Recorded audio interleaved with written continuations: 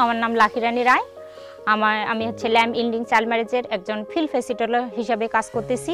এর আগে অহরহই হচ্ছে বাল্য বিয়ে হয়েছিল।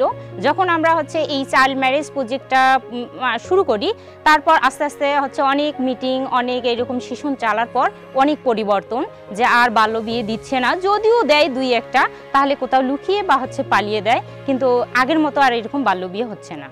পারিবারিক অবস্থান ওদের আগে ছিল যে আসলে পুরুষরা সব সময় হচ্ছে যে কোনো কাজ করতো না, বাড়ির বাইরে যে শক্তিশালী বা চাকরি ওগুলোই করতো।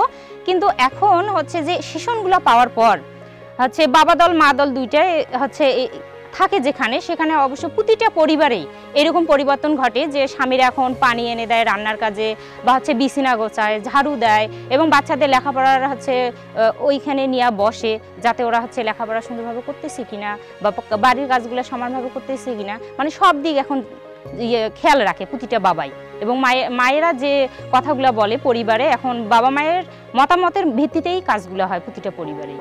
আসলে হচ্ছে যখন অল্প বয়সে বিয়ে হয়, ওই মাগুলা কিন্তু হচ্ছে পরিবারে তেমন প্রাধান্য পায় না, নির্যাতিত, যে কোনো কাজ বা কোনো কিছু না পড়লেই হচ্ছে মারধর করে, এরকম হচ্ছে পাশের যে বাড়িগুলো থাকে আমরা হচ্ছে ওইটা উক্তি দেই বা প্রমাণ স্বরূপ দেই যে দেখেন ওনার মেয়ে অল্প বয়সে বিয়ে হওয়ার পর দেখেন যে পরিবারের শ্বশুর শাশুড়ি বা স্বামীর কত অত্যাচার, তাহলে আপনিও যদি এরকম বিয়ে দেন তাহলে কেমন হবে আপনার মেয়েটার, এরকম যদি অত্যাচার শুরু হয় তাহলে আপনার কেমন লাগবে।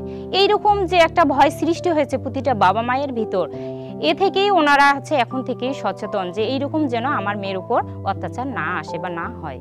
হ্যাঁ, প্রথম আসতে চাইতো না যে আসলে এগুলো কি মিটিং, আসলে কি সেশন করান আপনারা, কিন্তু যখন না প্রথম সেশন পাইলো, তারা না বুঝলো যে না ঠিক হইতো, এই সেশনগুলো পেলে আমাদের পরিবারে অনেক উন্নত হবে, বা আমাদের যে পূর্ণ ধ্যান ধারণাগুলো আছে সেগুলো আর থাকবে না, সব মুছে যাবে। প্রতিটা মাই এখন আমাদের এই সেশনগুলোতে আসে, এবং হচ্ছে প্রতি মাসে সেশনগুলোতে ওরা হচ্ছে সুন্দরভাবে শোনে আলোচনাগুলো।